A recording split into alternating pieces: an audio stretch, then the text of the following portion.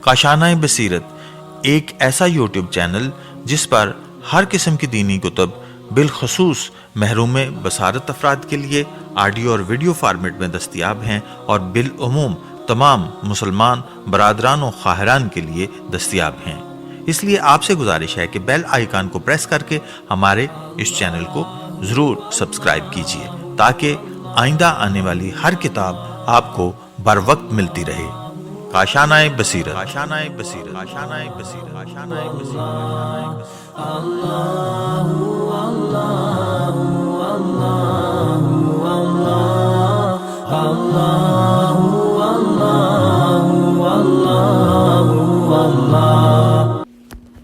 بسم اللہ الرحمن الرحیم۔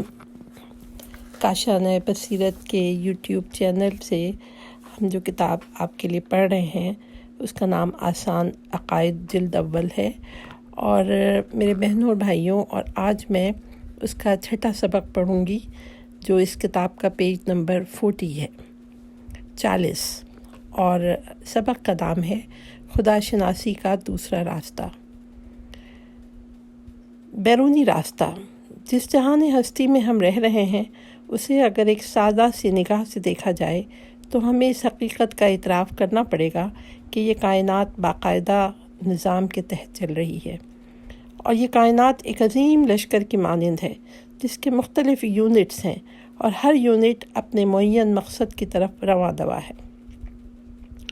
مندرجہ ذیل نکات اس سلسلے میں ممکنہ درپیش آنے والے تمام ابہام کو دور کر سکتے ہیں۔ کسی جاندار کے معرض وجود میں لانے اور اسے زندہ رکھنے کے لیے ایک سلسلہ قوانین اور چند خاص شرائط کی ضرورت ہوتی ہے جس کا باہمی ارتباط ضروری ہے۔ مثلاً ایک درخت کے اگانے کے لیے زمین، مناسب آب و ہوا اور مقررہ درجہ حرارت کی ضرورت ہوتی ہے تاکہ جب بھی اس کا بیج ڈالا جائے تو وہ بخوبی وہاں سے غذا حاصل کر کے صحیح معنوں میں نشو و نما پا سکے، اور اگر مذکورہ چیزیں موجود نہ ہوں تو دانے کا نشو و نما پانا غیر ممکن ہو جاتا ہے۔ لیکن ان شرائط کے انتخاب اور مقدمات کی فراہمی کے لیے عقل، علم اور دانش کی ضرورت ہوتی ہے۔ کائنات میں موجود ہر چیز کا اپنا ایک مخصوص اثر ہوتا ہے۔ آگ کا اپنا اثر ہوتا ہے، پانی کا اپنا، اور جو کسی بھی حالت میں ان سے جدا نہیں ہو سکتا، اور یہ اثر ایک اٹل قانون کے تابع ہوتا ہے۔ کائنات میں تمام زندہ موجودات کے اعضاء کا آپس میں باہمی رابطہ موجود ہے جو ایک دوسرے کی مدد کرتے ہیں۔ نمونے کے طور پہ انسان ہی کو لے لیجئے جو بذات خود ایک مستقل کائنات کی حیثیت رکھتا ہے۔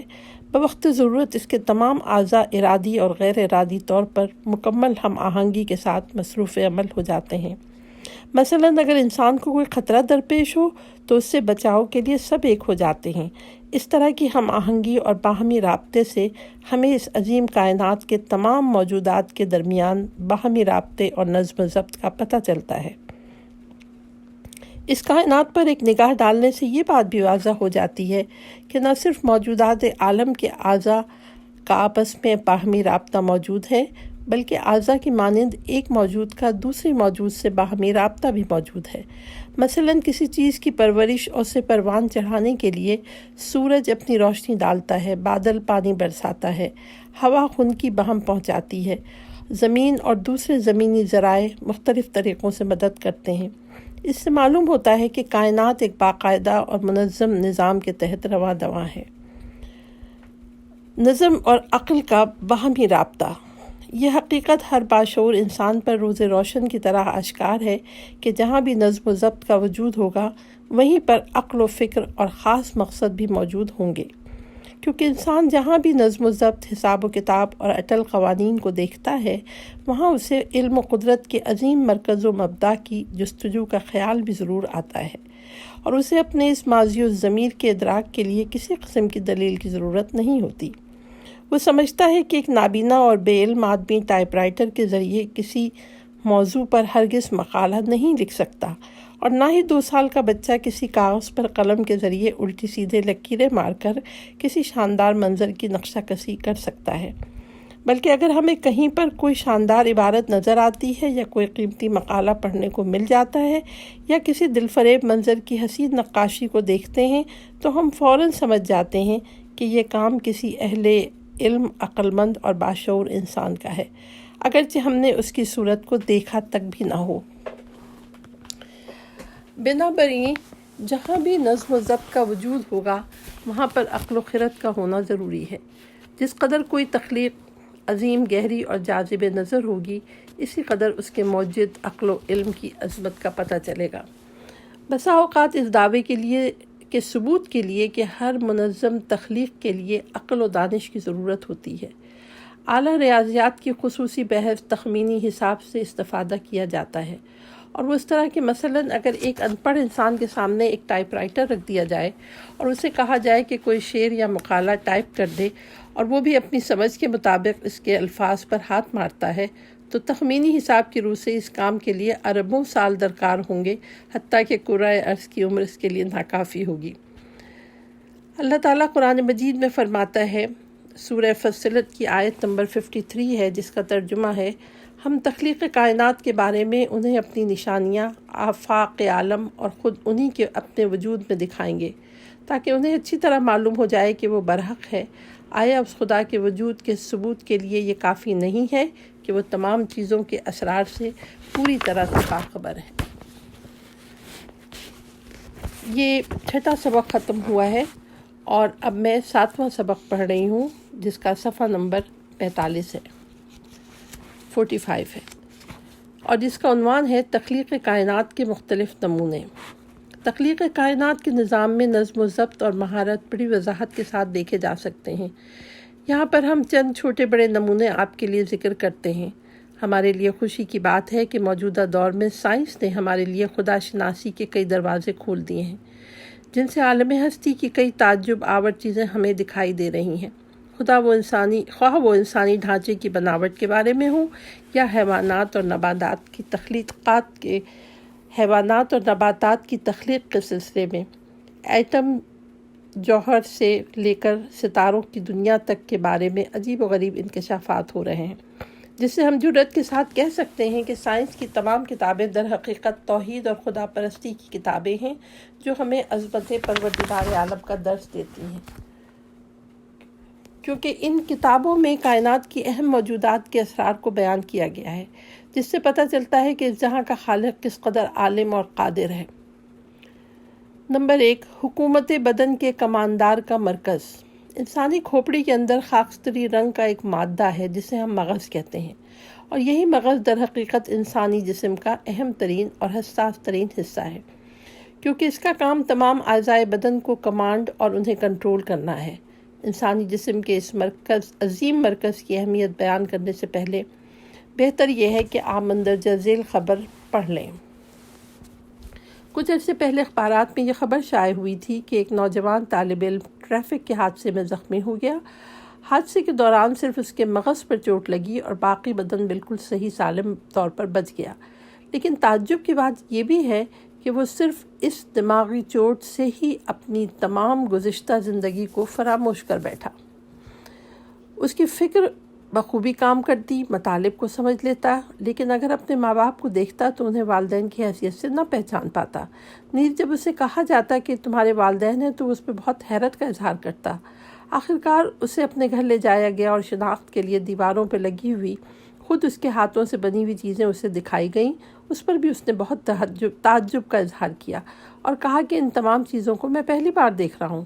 تحقیقات کرنے بھی پتہ چلا کہ اس دماغی چوٹ سے اس کے خلیوں کا باہمی رابطہ ٹوٹ گیا ہے، جو ایک تار کی مانند اس کے فکر اور حافظے کے درمیان موجود تھا۔ اور جس طرح بجلی کا فیوز اڑ جاتا ہے اور سارا ماحول تاریکی میں ڈوب جاتا ہے، اسی طرح اس کی سابقہ یادداشتیں فراموشی کی تاریکی میں ڈوب گئیں۔ ہو سکتا ہے کہ اس کے مغز کے جس نقطے نے کام کرنا چھوڑ دیا تھا وہ سوئی کی نوک سے زیادہ باریک ہو، لیکن اس کی زندگی پر کس قدر اثر انداز ہوا، اس سے معلوم ہوتا ہے کہ انسانی مغز کی مشینری کس قدر پیچیدہ اور اہم ہے۔ مغز اور اعصاب کا سلسلہ 2 اہم حصوں پر مشتمل ہے۔ نمبر 1، اعصاب ارادی، جس سے بدن انسانی کی تمام اختیاری حرکتوں کا تعلق ہے، مثلاً چلنا، پھرنا، دیکھنا، بات کرنا وغیرہ وغیرہ۔ اور نمبر 2 ہے اعصاب غیر ارادی، جو قلب اور معدے اور اس طرح کے دوسرے اعضاء کو چلائے رکھتے ہیں۔ چنانچہ اگر مغز کے اس حصے کا ایک معمولی سا گوشہ بھی کام کرنا چھوڑ دے تو ہو سکتا ہے دل یا کوئی دوسرا اہم ترین عضو بیکار ہو جائے۔ مغز کا ایک اور عجیب ترین حصہ، مغز کا ایک اہم اور حساس ترین حصہ یعنی دماغ مغز کا ایک اہم اور حساس ترین حصہ ہے، جو کہ ارادہ، ہوش، شعور اور حافظے کا مرکز ہے۔ روح سے متعلق بہت سی رد عمل کا تعلق اسی سے ہوتا ہے، مثلا غم و غصہ، خوشی اور غمی وغیرہ۔ اگر کسی جانور کے مغز سے صرف دماغ کو اٹھا لیا جائے تو وہ زندہ تو ضرور رہے گا، لیکن فہم و شعور مکمل طور پر کھو بیٹھے گا۔ چنانچہ ایک کبوتر کے مغز سے اس کا دماغ جدا کر لیا گیا تو جب تک زندہ رہا اگر اس کے سامنے کوئی دانہ ڈالتا تو وہ اسے پہچان ہی نہیں پاتا، اور یوں غذا کی موجودگی میں وہ بھوکا رہتا۔ اگر اسے اڑایا جاتا تو وہ کسی چیز سے ٹکرا کر نیچے گر پڑتا تھا۔ ایک اور حیرت ناک حصہ، حافظہ۔ اس کے بارے میں کبھی آپ نے سوچا ہے کہ یہ کس قدر حیرت ناک ہے؟ اگر 1 گھنٹہ یہ حافظہ ہم سے چھین لیا جائے تو ہمارا کیا انجام ہوگا؟ حافظے کا مرکز جو مغز کے ایک چھوٹے سے حصے میں ہے، ساری زندگی کی یادداشتوں کا ریکارڈ روم ہے۔ جس شخص نے بھی ہمارے ساتھ ملاقات کی یا کبھی معاشرت کی، اس کے تمام کوائف کو اس نے اپنے پاس محفوظ رکھا ہوا ہے۔ اس کی قد و قامت، شکل و صورت، رنگ و لباس اور عادات و اطوار، غرض یہ کہ اس کی تمام خصوصیات حافظے کے ریکارڈ روم میں موجود ہیں، اور ہر شخص کا علیحدہ علیحدہ مکمل ریکارڈ اسی کے پاس ہے۔ جو ہی ہم نے کسی سے ملاقات کی تو ہماری سوچ نے فوراً حافظے کے ریکارڈ روم سے اس کی فائل نکالی، اس پر فوری طور پر ایک نظر ڈالی اور اسی وقت ہمیں حکم دیا کہ ملنے والے سے کیسا سلوک کیا جائے۔ اگر دوست ہے تو اس کا احترام کریں گے، اگر دشمن ہے تو اظہار نفرت، لیکن یہ سب کچھ اس قدر فوری طور پر انجام پاتا ہے کہ وقت کے لحاظ سے تقریباً کسی قسم کا فاصلہ محسوس نہیں ہوتا۔ اس بات کی حیرت اور اہمیت اس وقت معلوم ہوتی ہے جب حافظے میں موجود تمام ریکارڈ کو کاغذ کے صفحات یا ٹیپ ریکارڈ یا مووی کیمرے کی ٹیپوں میں منتقل کیا جائے۔ آپ تصور کر سکتے ہیں کہ کس قدر ٹیپیں اور کتنا کاغذ کام آئے گا؟ پھر ضرورت کے لحاظ سے کسی فائل کو فوری طور پر باہر نکالنے کے لیے کس قدر ملازمین اور ریکارڈ کیپرز کی ضرورت ہوگی؟ لیکن یہ تمام کام ہمارا حافظہ بڑی جلدی اور نہایت آسانی کے ساتھ انجام دیتا ہے۔ بے شعور چیز شعور کو پیدا نہیں کر سکتی۔ مغز انسانی کی حیرت ناک داستانیں بڑی بڑی کتابوں میں درج ہیں، جس کا مختصر حصہ آپ نے اسکولوں اور کالجوں کی کتابوں میں پڑھا ہوگا۔ تو کیا ایسی صورت میں یہ بات ممکن ہے کہ اس قدر بے انتہا ظریف، لطیف، پیچیدہ اور اسرار امیز چیز ایک بے شعور مادے کی پیداوار ہو؟ اس سے بڑھ کر تعجب کی اور کیا بات ہوگی کہ ہم کسی عقل و خرد سے عالی چیز کو عقل کا خالق مان لیں۔ قرآن مجید فرماتا ہے وَفِي أَنفُسِكُمْ أَفَلَا تُبْصِرُونَ، اور خود تمہارے وجود میں خدا کی قدرت اور عظمت کی نشانیاں موجود ہیں، کیا تم انہیں نہیں دیکھ پاتے؟ سورہ زاریات آیت نمبر 31۔ اب اس کتاب آسان عقائد جلد اول کا میں 8واں سبق پڑھ رہی ہوں، ایک چھوٹا سا حیرت ناک پرندہ، اور اس کا صفحہ نمبر 51 ہے۔ اس سبق میں ہم چاہتے ہیں کہ تن کی دنیا سے باہر نکلیں، اگرچہ ہم اس کے ہزاروں شہروں میں سے ایک ایک کوچہ بھی اچھی طرح نہیں گھوم پھر پائے تھے، اسی طرح وسیع کائنات کے ہر گوشے میں پہنچ کر کچھ نمونے حاصل کریں۔ ہم رات کی تاریکی میں اپنی نگاہیں آسمان کی طرف اٹھاتے ہیں تو تاریکی کے مختلف پردوں کے درمیان ایک عجیب و غریب پرندے کو اڑتا پھرتا دیکھتے ہیں، جو اپنی غذا کی تلاش میں بڑی تیزی اور جرأت کے ساتھ ادھر ادھر اڑتا پھر رہا ہے۔ یہ پردہ چمگادڑ ہے، جس کی ویسے تو ہر چیز عجیب و غریب ہے، لیکن رات کی تاریکی میں اس کی جرأت کے ساتھ پرواز سب سے زیادہ حیرت ناک بات ہے۔ رات کی تاریکی میں کسی چیز کے ساتھ ٹکرائے بغیر اس کی تیز و تند رفتار اور اس قدر حیرت ناک ہے کہ ہم جس قدر اس کے بارے میں غور کریں نت نئے اسرار و رموز منکشف ہوں گے۔ رات کی تاریکی میں یہ اسرار آمیز پرندہ بالکل اس طرح پرواز کرتا ہے جس طرح کے دن کی روشنی میں کبوتر یا دیگر پرندے۔ اگر اس کے پاس رات کی تاریکی میں ٹکراؤ سے بچنے کے وسائل موجود نہ ہوں تو یقیناً کسی چیز سے اس کا ٹکراؤ ہو جائے گا۔ اگر اسے کسی تاریک و باریک اور دھوئیں سے بھری ہوئی پیچ و خم سرنگ میں چھوڑ دیا جائے تو یقین جانیے کہ نہ تو اس کی سرنگ کی دیوار سے ٹکر ہوگی اور نہ ہی اس کے پروں پر دھوئیں کا نشان۔ چمگادڑ کی یہ خاصیت مرہون ہے ایک خاص چیز کی جس میں ریڈار کی سی خصوصیات پائی جاتی ہیں۔ فزکس میں صوت یعنی آواز کے بارے میں ایک خاص موضوع ہے جس میں ماورائے صوت لہروں کے بارے میں خاص طور پہ بحث کی گئی ہے۔ یہ وہ لہریں ہیں جن کا تسلسل اور طول اس قدر زیادہ ہے کہ انسانی کان ان تک پہنچ نہیں سکتے، اسی وجہ سے انہیں ماورائے صوت کہتے ہیں۔ ان لہروں کو ایک طاقتور ٹرانسمیشن کے ذریعے پیدا کر کے معین مقام پر بھیجا جاتا ہے، لیکن جو ہی وہ فضا میں کسی رکاوٹ سے ٹکراتی ہیں تو جس طرح گیند دیوار سے ٹکرا کر واپس اپنی جگہ پر آتی ہے، اسی طرح یہ بھی اپنی جگہ واپس آ جاتی ہیں۔ بالکل اسی طرح جس طرح ہم پہاڑیوں کے درمیان بلند آواز سے بولتے ہیں تو یہ آواز پہاڑیوں سے ٹکرا کر ہمارے پاس واپس آتی ہے۔ فاصلہ زمانی کو مد نظر رکھ کر ریڈار بھی اسی پر قیاس کیا جا سکتا ہے۔ بہت سے ہوائی اور بحری جہازوں کو ریڈار کے ذریعے کنٹرول کیا جاتا ہے اور منزل مقصود تک ان کی رہنمائی کی جاتی ہے۔ اسی طرح ریڈار ہی کے ذریعے دشمن کے بحری اور ہوائی جہازوں کا سراغ لگایا جاتا ہے۔ دانشوروں کا کہنا ہے کہ اس چھوٹے سے پرندے میں بھی ریڈار کی مانند ایک چیز موجود ہوتی ہے، لیکن اگر اسے کسی بند کمرے میں اڑایا جائے اور ماورائے صوت کو اخذ کرنے کا مائکروفون نصب کر دیا جائے تو کمرے میں ایک ایسا ہمہمہ سنائی دے گا جس سے کان پھٹنے لگیں گے، اور ہر سیکنڈ میں 30 سے 60 لہروں کی آوازیں اس پرندے کے جسم سے سنائی دے گی۔ اب سوال یہ پیدا ہوتا ہے کہ چمگادڑ کے کس عضو سے یہ لہر اٹھتی ہیں اور پھر اس کے کس عضو میں جذب ہوتی ہیں؟ اس سوال کا جواب دانشمند حضرات یہ دیتے ہیں کہ یہ لہریں چمگادڑ کے طاقتور حلق کے پٹھوں میں پیدا ہوتی ہیں اور ناک کے سوراخ سے خارج ہو کر فضا میں پھیل جاتی ہیں اور اس کے بڑے بڑے کانوں سے ٹکرا جاتی ہیں۔ بنا بری چمگادڑ اپنی شبانہ پرواز میں اپنے کانوں کی محتاج ہے۔ ژورین نامی ایک روسی دانشمند نے تجربے سے ثابت کیا ہے کہ اگر چمگادڑ کے کان کاٹ لیے جائیں تو وہ تاریکی میں پرواز نہیں کر سکے گی، اور اگر پرواز کرے گی بھی تو کسی نہ کسی جگہ جا کر ٹکرا جائے گی، لیکن اگر اس کی آنکھیں نکال لی جائیں تو وہ پوری مہارت کے ساتھ پرواز کر سکے گی۔ سبحان اللہ۔ بألفاظ دیگر وہ اپنے کانوں سے دیکھتی ہے نہ کہ اپنی آنکھوں سے، اور یہی چیز ہمارے لیے حیرت ناک ہے۔ اس مقام پر آپ غور کیجئے کہ ایک مختصر سے جسم میں دو عجیب و غریب اور محیر العقول سیٹ کس نے پیدا کیے ہیں، اور پھر ان سے کام لینے کا طریقہ اسے کس نے سکھایا ہے؟ سچ مچ کس نے؟ کیا عقل و شعور سے خالی نیچر یا مادے نے؟ آیا ایسا ممکن ہے؟ جبکہ اس طرح کے سیٹ بنانے میں بڑے بڑے دانشمند اپنا قیمتی وقت و عظیم سرمایہ خرچ کرتے ہیں، کئی افراد ان کی دیکھ بھال اور مرمت پہ مامور ہوتے ہیں۔ امیر المومنین علیہ السلام نے اللہم صلی علی محمد وعلی محمد نے نہج البلاغہ میں چمگادڑ کی پیدائش کے بارے میں ایک طویل خطبے کے دوران فرمایا کہ یہی وہ سخت تاریکی میں بھی چلنے سے باز نہیں آتی، بس ایک پاک اور منزہ ہے وہ ذات جس نے تمام چیزوں کو سابقہ نمونے کے بغیر پیدا کیا۔ خطبہ نمبر 125 نہج البلاغہ میں موجود ہے۔ اب آسان عقائد جلد اول کی میں نواں سبق پڑھ رہی ہوں جس کا پیج نمبر 56 ہے، یعنی 56 ہے۔ پھولوں اور حشرات کی دوستی، یہ نواں سبق ہے۔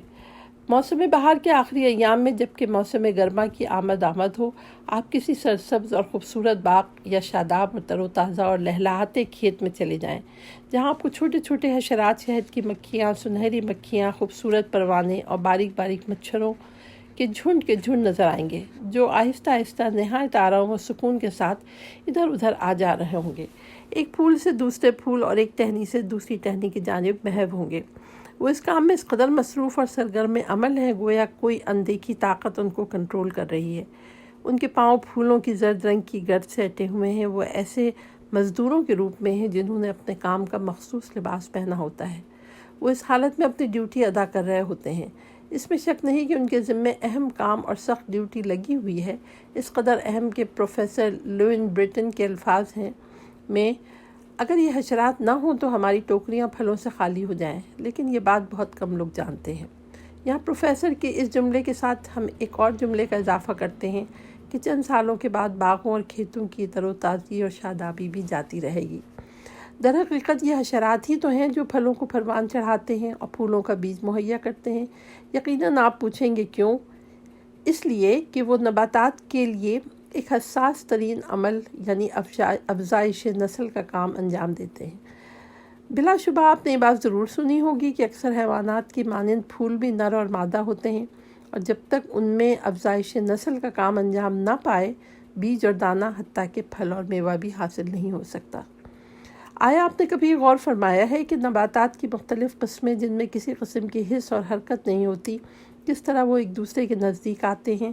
کس طرح نر پودے کا بورا جو کہ مرد کے نطفے کے حکم میں ہوتا ہے، مادے کے بورے جو کہ عورت کے نطفے کے حکم میں ہوتا ہے کے ساتھ جا ملتا ہے، اور ان کے ازدواج کے مقدمات فراہم ہوتے ہیں۔ یہ کام بعض مقامات پر یہی حشرات انجام دیتے ہیں اور بعض موقعوں پر ہوائیں۔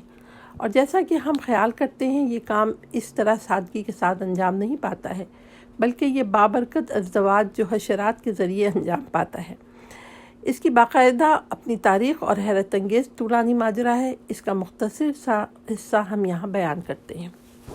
نمبر 2، قدیمی اور گہرے دوست۔ سائنسدانوں نے ایک گہرے مطالعے کے بعد یہ نتیجہ اخذ کیا ہے کہ نباتات اور پھول وغیرہ زمین شناسی کے دوسرے نیم دورے میں معرض وجود میں آتے ہیں۔ پھر تعجب کی بات یہ ہے کہ حشرات بھی اسی دوران وجود میں آئے ہیں، لہٰذا ان دونوں کا آپس میں قدیم تاریخی رشتہ ہے۔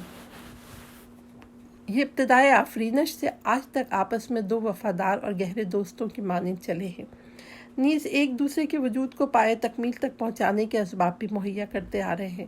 پھول اپنے صدا کے دوستوں کی محبت حاصل کرنے اور ان کا منہ میٹھا کرنے کے لیے خوش ذائقہ اور مزیدار شیرینی نوش کو اپنے اندر جمع کیے ہوئے ہیں۔ جب حشرات نر پودے کے بورے کو منتقل کرتے ہیں اور افزائش نسل کا عمل انجام دینے کے لیے ان کے اندر داخل ہو جاتے ہیں تو یہ شیرینی انہیں بلا قیمت پیش کرتے ہیں۔ یہ انمول اور مخصوص شکر حشرات کے لیے اس قدر جاذب اور خوش ذائقہ ہوتی ہے کہ وہ بے ساختہ اس کی طرف کھینچے چلے آتے ہیں۔ بہت سے ماہرین نباتات کا کہنا ہے کہ پھولوں کی زیبائش اور ان کی خوشبو بھی حشرات کو اپنی طرف جذب کرنے میں مؤثر کردار ادا کرتی ہے۔ چنانچہ شہد کی مکھیوں پر جو تجربات کیے گئے ہیں ان سے معلوم ہوتا ہے کہ وہ پھولوں کے رنگ کو پہچانتی اور خوشبو کا ادراک رکھتی ہیں۔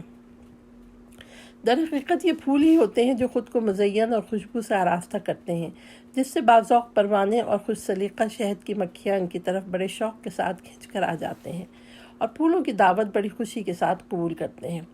یہی مخصوص شکر اور شیرینی ہوتی ہے جو حشرات کی محبوب اور مرغوب غذا شمار کی جاتی ہے، اور اگر اسے ایک جگہ اکٹھا کیا جائے تو شہد بن جاتی ہے، کیونکہ جب حشرات پھولوں کے پاس جاتے ہیں تو شیرینی کا کچھ حصہ تو وہ وہیں پر نوش جان کرتے ہیں اور کچھ اپنے ساتھ لا کر اکٹھا کرتے رہتے ہیں۔ محبت اور دوستی کا یہ معاہدہ جو باہمی منفعت رسانی کی بنیاد پر استوار ہے، پھولوں اور حشرات کے درمیان ہمیشہ سے چلا آ رہا ہے۔ توحید کا سبق۔ جب انسان حشرات اور پھولوں کی زندگی کے ان حیرت انگیز نکات پر توجہ کرتا ہے تو وہ اپنے سے یہ سوال کرنے پہ مجبور ہو جاتا ہے کہ ان کے درمیان محبت اور دوستی کا یہ معاہدہ کس نے قرار دیا ہے؟ پھولوں کو خوش ذائقہ اور مزیدار شیرینی کس نے دی ہے؟ ان کو زیبائش اور خوشبو کس نے عطا کی ہے؟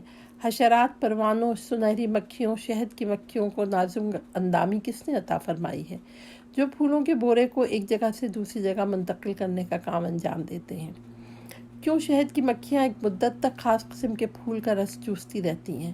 عالم آفرینش میں پھولوں اور حشرات زندگی کا آغاز ایک ہی زمانے میں کس لیے ہوا؟ آیا کوئی شخص کہ جو حد سے زیادہ ضدی ہی کیوں نہ ہو اس بات کا تصور کر سکتا ہے کہ یہ سب کچھ بغیر سوچے سمجھے یا خود بخود معرض وجود میں آ گیا ہے، یا عقل و خرد سے عاری مادہ یا نیچر اس قدر حیرت انگیز اور تعجب آور نظام کو وجود میں لایا ہے؟ عقل سلیم جواب دے گی نہیں، ہرگز نہیں، مگر قرآن کہے گا اور تمہارے پروردگار عالم نے شہد کی مکھی کے دل میں یہ بات ڈال دی کہ تو پہاڑوں اور درختوں اور لوگ جو اونچے مکانات بناتے ہیں ان میں اپنے چھتے بنا، پھر ہر طرح کے پھلوں کے بوڑ سے ان کا عرق چوس، پھر اپنے پروردگار کی راہوں میں تابعداری کے ساتھ چلی جا۔ یہ سورہ نمل کی آیت نمبر 67 اور 68 ہے۔ اب میں اس کتاب کا 10واں سبق پڑھ رہی ہوں جس کا پیج نمبر 62 ہے۔ نہایت چھوٹی چیزیں۔ گو کہ ہم کائنات کی حیرت انگیز چیزوں کے درمیان زندگی بسر کر رہے ہیں اور ان کے ساتھ ہمارا واسطہ معمول کی صورت اختیار کر چکا ہے، لیکن ہم ان چیزوں کی اہمیت سے غافل ہیں۔ ان اشیاء میں سے چند ایک کا اجمالی تذکرہ بطور مثال حاضر خدمت ہے۔ نمبر 1، چونٹی کا مغز۔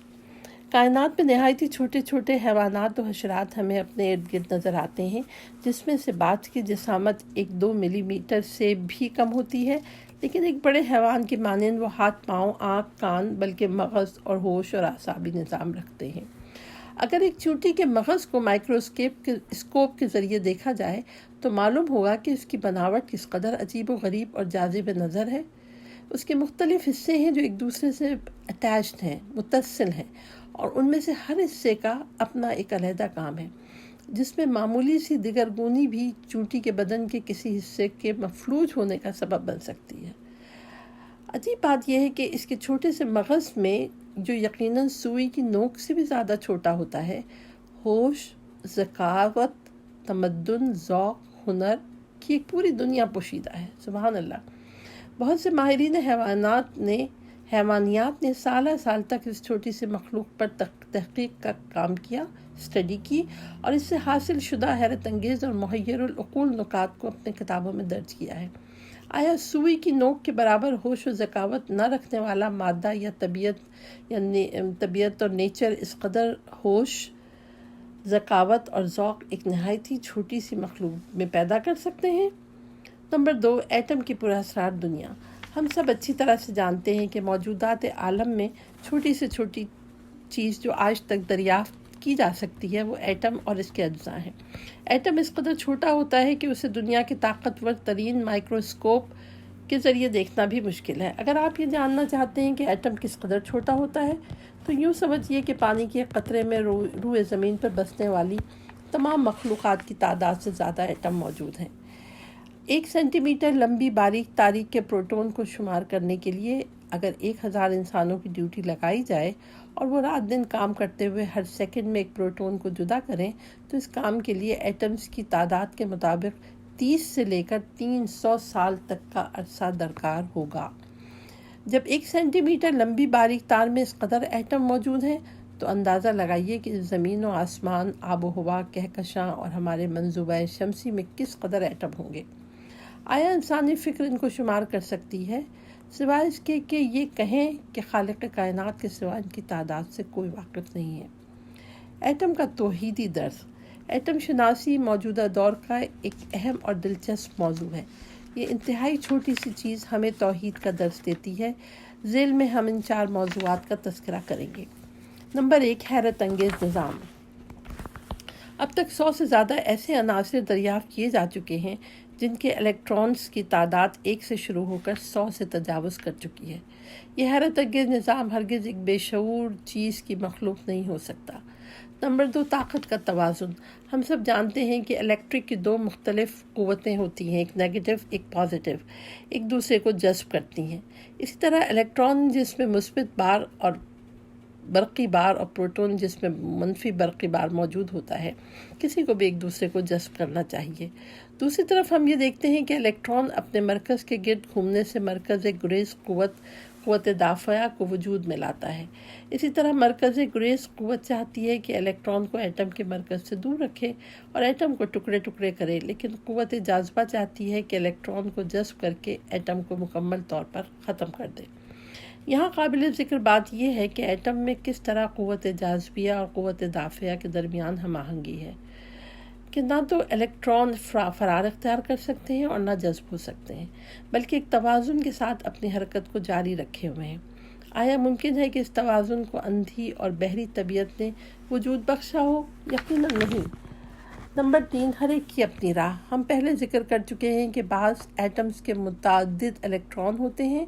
یہ تمام الیکٹران ایٹم کے اندر ایک ہی مدار میں حرکت نہیں کرتے، بلکہ ان کے مدار بھی مختلف ہوتے ہیں۔ کروڑوں سال سے الیکٹران اپنے اپنے مدار میں ایک معین فاصلے سے بڑی تیزی سے حرکت کر رہے ہیں، لیکن آج تک ان کے درمیان کسی قسم کا کوئی تضاد وجود میں نہیں آیا۔ آیا ہر الیکٹران کو اس کے معین مدار پر برقرار رکھنا اور ساتھ ہی اسے حیرت انگیز طور پر صحیح سمت پہ چلانا کوئی آسان بات ہے؟ نمبر 4، ایٹم کی عظیم طاقت۔ ایٹم کی عظیم قوت کے اندازے کے لیے بس اتنا ہی کافی ہے کہ 1945 میں میکسیکو کے ایک بے آب و گیا صحرا میں ایٹمی تجربہ کیا گیا، جس میں ایک بہت چھوٹے سے ایٹم بم کو ایک فولادی ٹاور پہ رکھا گیا۔ مارا گیا، جس نے ایک ہی دھماکے سے اس ٹاور کو پگھلا کر پانی کر دیا، جس سے بخارات اٹھے اور ان سے بجلی کی سی کڑک پیدا ہوئی۔ جب ماہرین اس جگہ پہ پہنچے تو ٹاور کا نام و نشان بھی باقی نہ تھا۔ اسی سال جاپان کے دو شہروں ناگاساکی اور ہیروشیما پر 2 چھوٹے ایٹم بم گرائے گئے۔ ناگاساکی میں 70,000 جانیں تلف ہوئیں اور اتنے ہی افراد مجروح ہوئے، جبکہ ہیروشیما میں 30 سے 40,000 تک افراد ہلاک ہوئے اور اتنے ہی مجروح۔ کیا کائنات کے ایک چھوٹے سے ذرے ایٹم کا مطالعہ اس بات کے لیے کافی نہیں ہے کہ وہ انسان کو اس کے خالق سے آشنا کر دے؟ چنانچہ ہم کہہ سکتے ہیں کہ دنیا میں پائے جانے والے ایٹمز کی تعداد سے بھی زیادہ دلائل موجود ہیں، ایسے دلائل موجود ہیں جو خالق کائنات کے وجود پر دلیل ہیں۔ قرآن مجید کا فرمان ہے، اور جتنے درخت زمین میں ہیں سب کے سب قلم بن جائیں اور سمندر اس کی سیاہی بنے اور اس کے ختم ہونے کے بعد اور 7 سمندر ہو جائیں اور خدا کا علم اور اس کی باتیں لکھی جائیں تو بھی خدا کی باتیں ختم نہیں ہوں گی۔ سورہ لقمان آیت نمبر 27۔